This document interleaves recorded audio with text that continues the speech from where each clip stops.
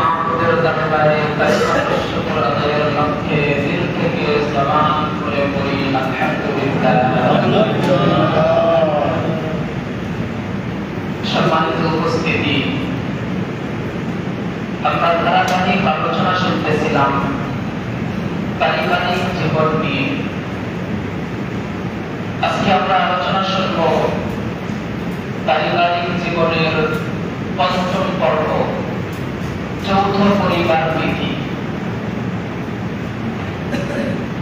আমরা গত জমায় আলোচনা শুনেছি 10টি বিষয়ে, তো আজকে আরো কিছু বিষয় আসবে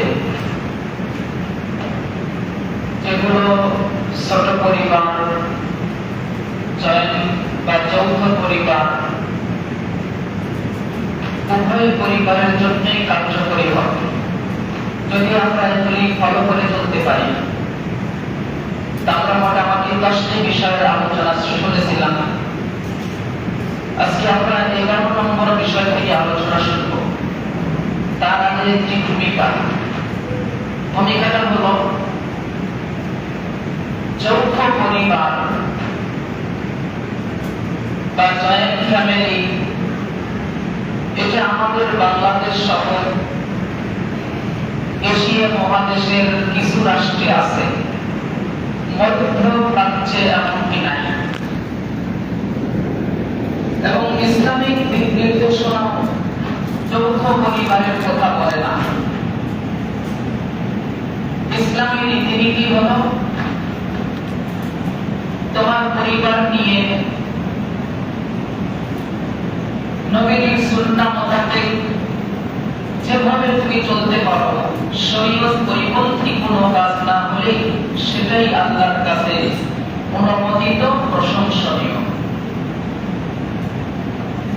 তবে আমাদের যে সিস্টেম যৌথভাবে থাকা, এটা অনেক রাষ্ট্রেই নাই এবং ইসলামে ও এর দিক নির্দেশনা বা উৎসাহ দেওয়া নেই।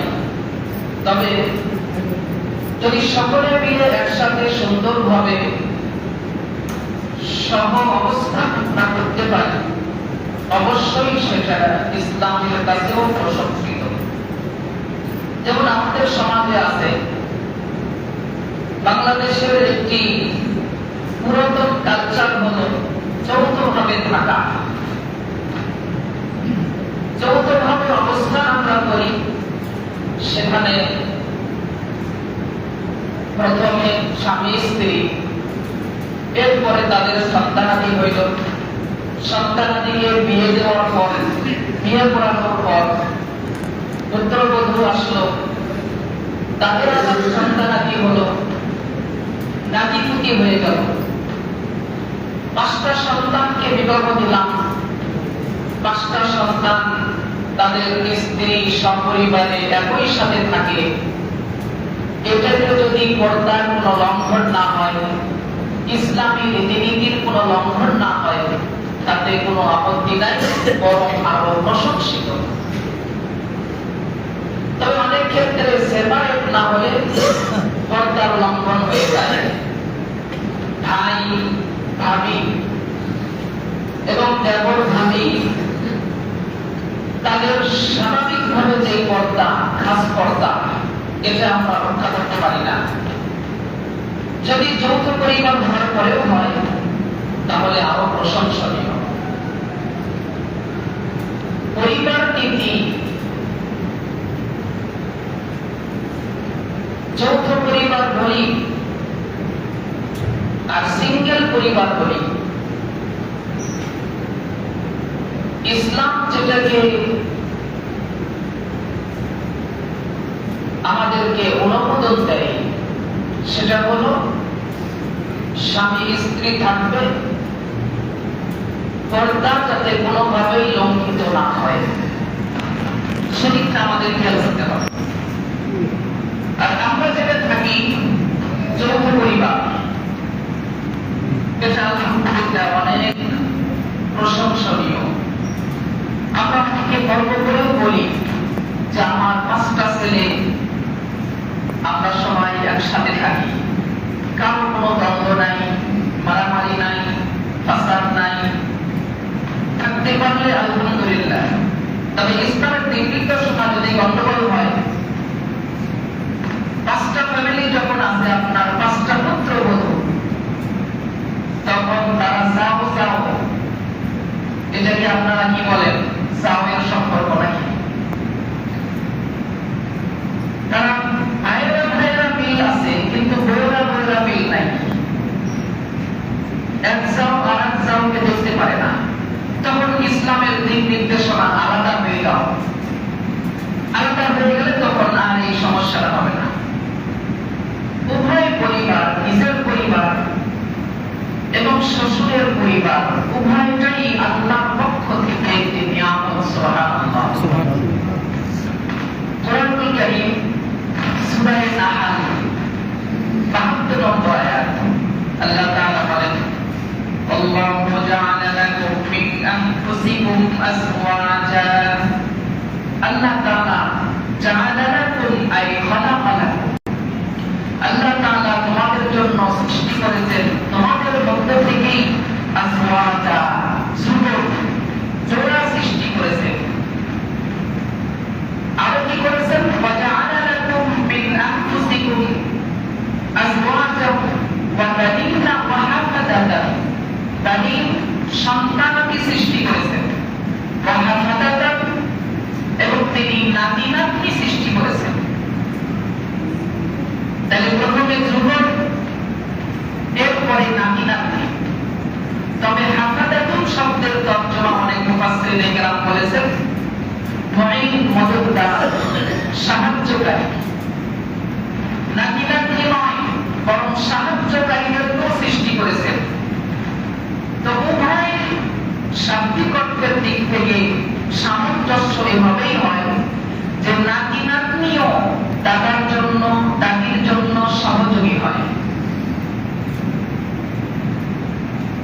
দাদা যখন দাদার বয়সে চলে যান, তখন এই বার্ধক্যের সময় নাতি এবং নাতনিকে নিয়েই সময় কাটান। তাদের হাতেও লাঠি যেমন জরুরি, তেমন সাথে একটি নাতি বা নাতনি থাকাটাও জরুরি। তো এমন পর্যায়ে যাওয়ার পরে তারা অবশ্যই সহযোগী হন। তো হাফাদা শব্দের অর্থ সহযোগীও হয়, নাতি নাতনিও হয়। তো সহযোগী নাতি নাতনি এটা আল্লাহ তাআলার পক্ষ থেকে নিয়ামত। যদি আপনি এটাকে নিয়ে একসাথে থাকেন এবং সুন্দরভাবে থাকেন, তাহলে অবশ্যই এটা আরো প্রশংসিত হবে। সুবহানাল্লাহ। তো আমাদের যে সিস্টেম, এটা নিয়ে যদি আমরা থাকতে পারি, আরো প্রশংসিত, এটাকে আরো মাসকুর, আরো সুসংগত, আরো উন্নত করা যাবে যদি আমরা কিছু নিয়ম পালন করি। যৌথ পরিবারের মধ্যে একটি বড় নীতি হলো 11 নম্বর। আমি এবং আমার স্ত্রী, দুইজন স্বামী স্ত্রী, তো আমরা দুইজন সেই পরিবারের অভিভাবক অথবা আমার বাবা। তো আমরা থাকবো হলো নিউট্রালে, কোন দিকে টান দেওয়া যাবে না। স্বামী স্ত্রী থাকবে নিউট্রালে, এটা হলো 11 নম্বর। স্বামী স্ত্রীর কর্তব্য হবে তারা নিউট্রালে থাকবে। নিউট্রাল বলতে স্ত্রীর প্রেমে পড়ে মাকে কষ্ট দিবে না, যেহেতু জয়েন্ট ফ্যামিলি। আবার মাতৃভক্তির কারণে স্ত্রীর উপর জুলুম করবে না। নিউট্রালে থাকার অর্থ হলো স্ত্রীর ভাই আছে, বোন আছে, শালক শালিকা, তাদের মহব্বতে নিজের ভাই বোনকে অবহেলা করা যাবে না। আবার নিজের ভাই বোনকে গুরুত্ব দিতে গিয়ে স্ত্রীর ভাই বোনকে তুচ্ছ তাচ্ছিল্য করা যাবে না। এদিকে আছে নিজের বাবা, ওদিকে আছে স্ত্রীর বাবা। তো নিজের বাবার মহব্বত আজমত দেখাইতে গিয়ে শ্বশুরকে তুচ্ছ তাচ্ছিল্য করা যাবে না। শ্বশুর আব্বাকে আব্বা আব্বা ডাকতে ডাকতে নিজের বাপ যেন আবার অবহেলিত না হয়, সেদিকেও লক্ষ্য রাখতে হবে। তাহলে এখানে কতগুলো বিষয় জড়িত হয়ে গেল। এজন্য আমি শুরুতে বলেছিলাম পারিবারিক জীবন নিয়ে আলোচনাটা এজন্যই যে আমরা যখন যখন পরিণয়ে আবদ্ধ হই, বিবাহে আবদ্ধ হই,